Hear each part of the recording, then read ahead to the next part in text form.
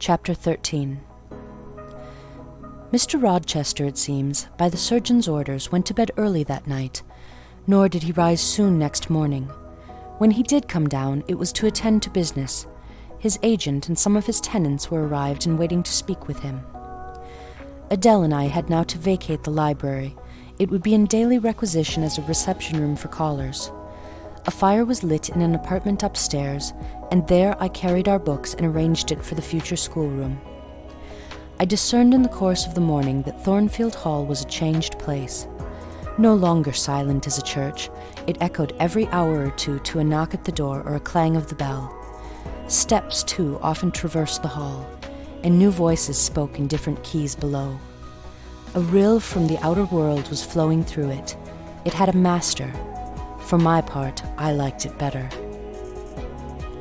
Adele was not easy to teach that day. She could not apply. She kept running to the door and looking over the banister to see if she could get a glimpse of Mr. Rochester. Then she coined pretexts to go downstairs in order, as I shrewdly suspected, to visit the library, where I knew she was not wanted.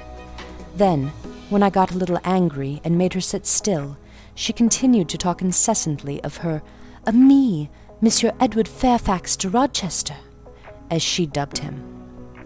I had not before heard his praenomen, and to conjecture what presents he had brought her, for it appears that he had intimated the night before that when his luggage came from Millcote, there would be found amongst it a little box in whose contents she had an interest. « Et cela doit signifier, she said, qu'il y aura là-dedans un cadeau pour moi, et peut-être pour vous aussi, mademoiselle. Monsieur a parlé de vous. Il m'a demandé le nom de ma gouvernante. Et si elle n'était pas une petite personne, assez mince et un peu pâle? J'ai dit que oui, car c'est vrai, n'est-ce pas, mademoiselle? I and my pupil dined as usual in Mrs. Fairfax's parlour. The afternoon was wild and snowy, and we passed it in the schoolroom. At dark, I allowed Adele to put away books and work, and to run downstairs, for from the comparative silence below, and from the cessation of appeals to the doorbell, I conjectured that Mr. Rochester was now at liberty. Left alone, I walked to the window, but nothing was to be seen thence. Twilight and snowflakes together thickened the air, and hid the very shrubs on the lawn. I let down the curtain and went back to the fireside. In the clear embers I was tracing a view, not unlike a picture I remembered to have seen of the castle of Heidelberg on the Rhine, when Mrs. Fairfax came in, breaking up by her entrance the fiery mosaic I had been piecing together, and scattering too some heavy unwelcome thoughts that were beginning to throng on my solitude. Mr. Rochester would be glad if you and your pupil would take tea with him in the drawing-room this evening, she said. He has been so much engaged all day that he could not ask to see you before. When is his tea time? I inquired. Oh, at 6 o'clock. He keeps early hours in the country. You had better change your frock now.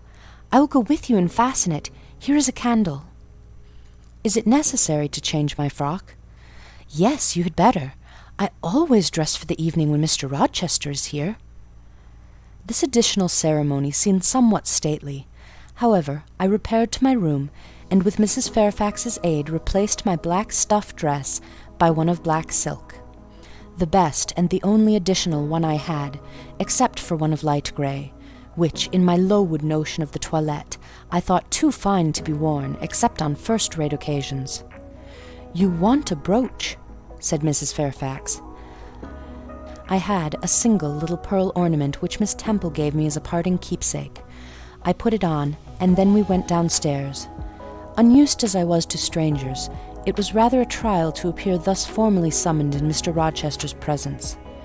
I let Mrs. Fairfax precede me into the dining-room, and kept in her shade as we crossed that apartment, and passing the arch whose curtain was now dropped, entered the elegant recess beyond.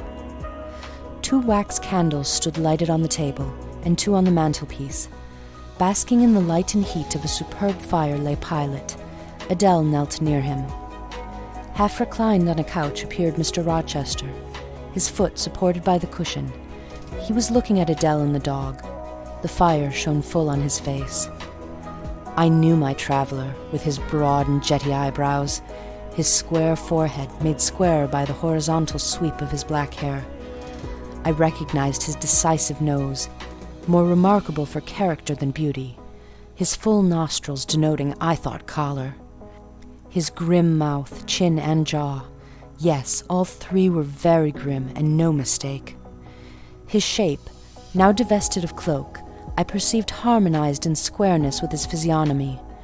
I suppose it was a good figure in the athletic sense of the term, broad-chested and thin-flanked, though neither tall nor graceful. Mr. Rochester must have been aware of the entrance of Mrs. Fairfax and myself, but it appeared he was not in the mood to notice us, for he never lifted his head as we approached. "Here is Miss Eyre, sir," said Mrs. Fairfax in her quiet way. He bowed, still not taking his eyes from the group of the dog and child. "Let Miss Eyre be seated," he said, and there was something in the forced, stiff bow, in the impatient yet formal tone, which seemed further to express, "What the deuce is it to me whether Miss Eyre be there or not? At this moment I am not disposed to accost her." I sat down quite disembarrassed. A reception of finished politeness would probably have confused me. I could not have returned or repaid it by answering grace and elegance on my part. But harsh caprice laid me under no obligation. On the contrary, a decent quiescence under the freak of manner gave me the advantage. Besides, the eccentricity of the proceeding was piquant. I felt interested to see how he would go on. He went on as a statue would. That is, he neither spoke nor moved. Mrs. Fairfax seemed to think it necessary that someone should be amiable, and she began to talk. Kindly as usual, and as usual, rather trite. She condoled with him on the pressure of business he had had all day, on the annoyance it must have been to him with that painful sprain. Then she commended his patience and perseverance in going through with it. "Madam, I should like some tea," was the sole rejoinder she got. She hastened to ring the bell, and when the tray came she proceeded to arrange the cups, spoons, etc., with assiduous celerity. I and Adele went to the table, but the master did not leave his couch. "Will you hand Mr. Rochester's cup?" said Mrs. Fairfax to me. "Adele might perhaps spill it." I did as requested. As he took the cup from my hand, Adele, thinking the moment propitious for making a request in my favour, cried out, "N'est-ce pas, monsieur, qu'il y a un cadeau pour Mademoiselle Eyre dans votre petit coffre?" "Who talks of cadeau?" he said gruffly. "Did you expect a present, Miss Eyre? Are you fond of presents?" And he searched my face with eyes that I saw were dark, irate, and piercing. "I hardly know, sir. I have little experience of them. They are generally thought pleasant things." "Generally thought? But what do you think?" "I should be obliged to take time, sir, before I could give you an answer worthy of your acceptance. A present has many faces to it, has it not? And one should consider all before pronouncing an opinion as to its nature." "Miss Eyre, you are not so unsophisticated as Adele. She demands a cadeau clamorously the moment she sees me. You beat about the bush." "Because I have less confidence in my deserts than Adele has. She can prefer the claim of old acquaintance, and the right too of custom, for she says you have always been in the habit of giving her playthings. But if I had to make out a case, I should be puzzled, since I am a stranger, and have done nothing to entitle me to an acknowledgment." "Oh, don't fall back on over-modesty. I have examined Adele, and find you have taken great pains with her. She is not bright. She has no talents. Yet in a short time she has made much improvement." "Sir, you have now given me my cadeau. I am obliged to you. It is the meed teachers most covet, praise of their pupils' progress." "Humph," said Mr. Rochester, and he took his tea in silence. "Come to the fire," said the master when the tray was taken away, and Mrs. Fairfax had settled into a corner with her knitting, while Adele was leading me by the hand round the room, showing me the beautiful books and ornaments on the consoles and chiffonières. We obeyed, as in duty bound. Adele wanted to take a seat on my knee, but she was ordered to amuse herself with Pilot. You have been resident in my house 3 months? Yes, sir. And you came from? From Lowood School in Blankshire. Ah, a charitable concern. How long were you there? 8 years. 8 years? You must be tenacious of life. I thought half the time in such a place would have done up any constitution. No wonder you have rather the look of another world. I marvelled where you had got that sort of face.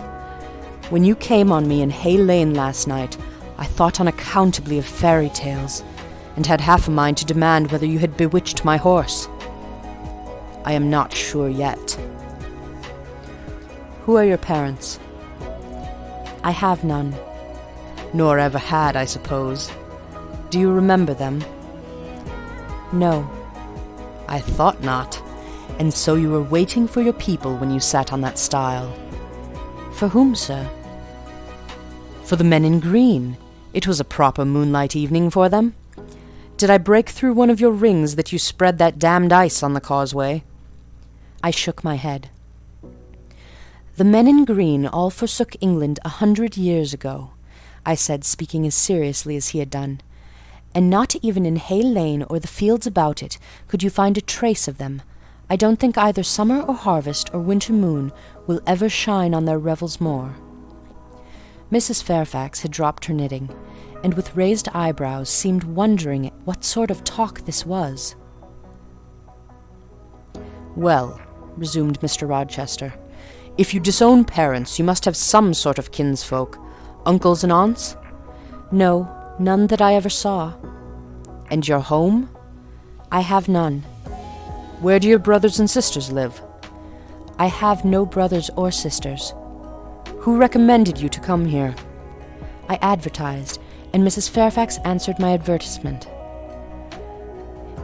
Yes, said the good lady, who now knew what ground we were upon, and I am daily thankful for the choice Providence led me to make. Miss Eyre has been an invaluable companion to me, and a kind and careful teacher to Adele. Don't trouble yourself to give her character, returned Mr. Rochester. Eulogiums will not bias me. I shall judge for myself. She began by felling my horse. Sir? said Mrs. Fairfax. I have to thank her for this sprain. The widow looked bewildered. Miss Eyre, have you ever lived in a town? No, sir. Have you seen much society? None but the pupils and teachers of Lowood, and now the inmates of Thornfield. Have you read much? Only such books as came in my way, and they have not been numerous or very learned. You have lived the life of a nun. No doubt you are well drilled in religious forms. Brocklehurst, who I understand directs Lowood, is a parson, is he not? Yes, sir. And you girls probably worshipped him, as a convent full of religieuses would worship their director. Oh, no.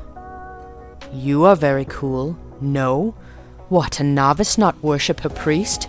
That sounds blasphemous.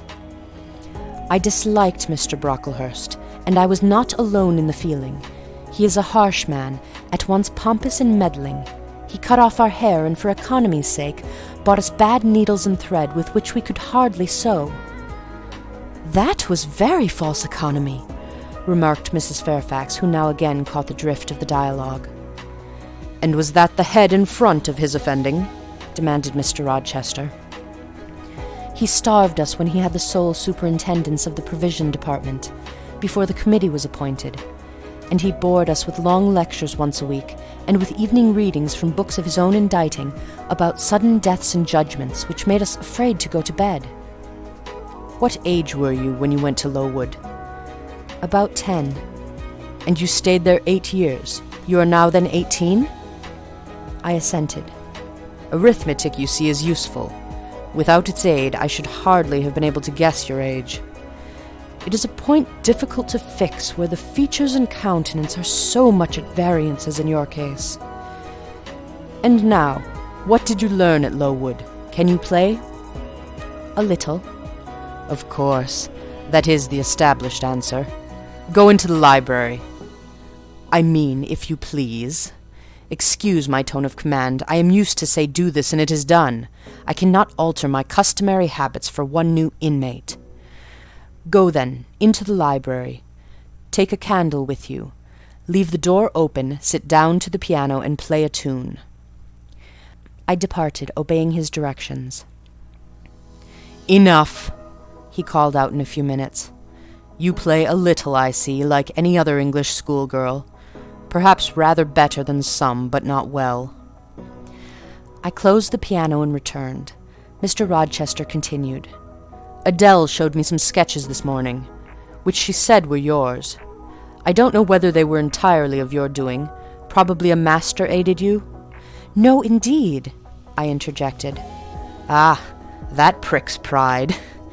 Well, fetch me your portfolio, if you can vouch for its contents being original. But don't pass your word unless you are certain I can recognize patchwork." "Then I will say nothing, and you shall judge for yourself, sir." I brought the portfolio from the library. "Approach the table," he said, and I wheeled it to his couch. Adele and Mrs. Fairfax drew near to see the pictures. "No crowding," said Mr. Rochester. "Take the drawings from my hand as I finish with them, but don't push your faces up to mine." He deliberately scrutinized each sketch and painting. 3 he laid aside.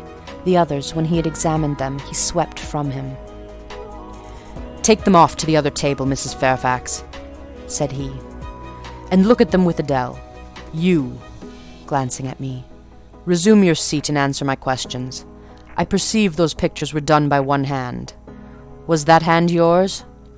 "Yes." "And when did you find time to do them? They have taken much time and some thought." "I did them in the last 2 vacations I spent at Lowood, when I had no other occupation." "Where did you get your copies?" "Out of my head." "That head I see now on your shoulders?" "Yes, sir." "Has it other furniture of the same kind within?" "I should think it may have. I should hope better." He spread the pictures before him, and again surveyed them alternately. While he is so occupied, I will tell you, reader, what they are. And first, I must premise that they are nothing wonderful. The subjects had indeed risen vividly on my mind, as I saw them with the spiritual eye. Before I attempted to embody them, they were striking. But my hand would not second my fancy, and in each case it had wrought out but a pale portrait of the thing I had conceived. These pictures were in watercolours. The first represented clouds, low and vivid, rolling over a swollen sea. All the distance was in eclipse, so too was the foreground, or rather, the nearest billows, for there was no land. One gleam of light lifted into relief a half-submerged mast, on which sat a cormorant, dark and large, with wings flecked with foam.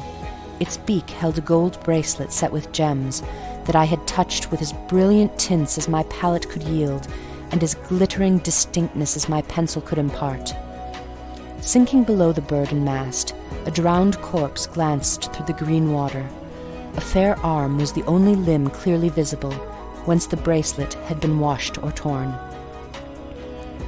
The second picture contained for foreground only the dim peak of a hill, with grass and some leaves slanting as if by a breeze. Beyond and above spread an expanse of sky, dark blue as at twilight. Rising into the sky was a woman's shape to the bust, portrayed in tints as dusk and soft as I could combine. The dim forehead was crowned with a star. The lineaments below were seen as through the suffusion of vapour.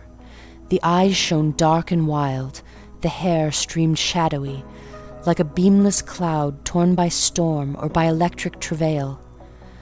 On the neck lay a pale reflection like moonlight.